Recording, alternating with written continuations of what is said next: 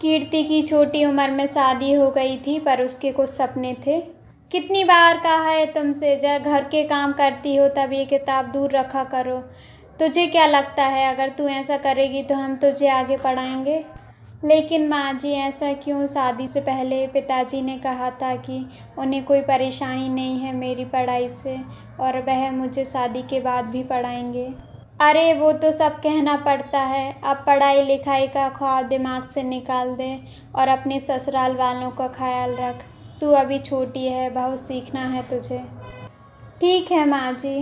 कीर्ति की कम उम्र में शादी होने की वजह से उसे अपनी पढ़ाई छोड़नी पड़ी। ये कैसे होगा? और मैं स्कूल का इतना सारा होमवर्क कैसे करूँगा?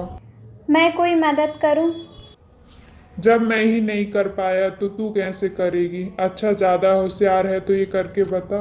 लो अभी करके दिखाती हूँ। तो क्या तुम अपने माता पिता से बोलोगे कि मेरे लिए भी स्कूल देखें? कीर्ति सुमित का पूरा काम कर देती है और उसके मुश्किल सवाल भी हल कर देती है।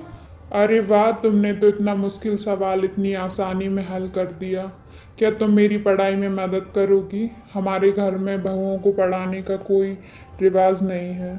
हाँ, मैं करूँगी तुम्हारी मदद, पर तुम ये घर में किसी को मत बताना। ऐसे ही कीर्ति सुमित की पढ़ाई में बहुत मदद करती है, जिसका पता किसी को नहीं चलता। एक दिन सारी रात ये लड़की क्या काम करती रहती है, जो दिन भर के काम में इतना आलस खाती है। अरे बोलो इससे घर के काम जल्दी जल्दी किया करे, नहीं तो अपने मायके का रास्ता देखे।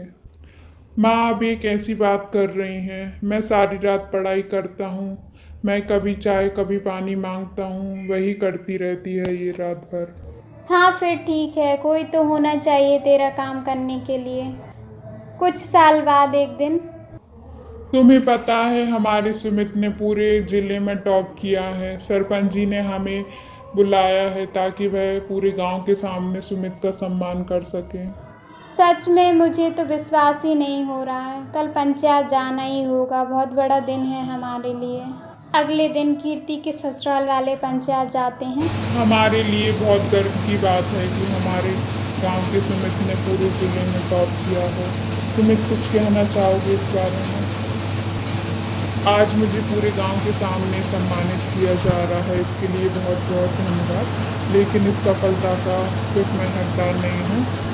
मेरी इस सफलता के पीछे बहुत से लोगों की मेहनत है। सबसे प्रथम मेरे गुरुजी, मेरे माता पिता, और सबसे बड़ी मेहनत मेरी पत्नी कीर्ति की है।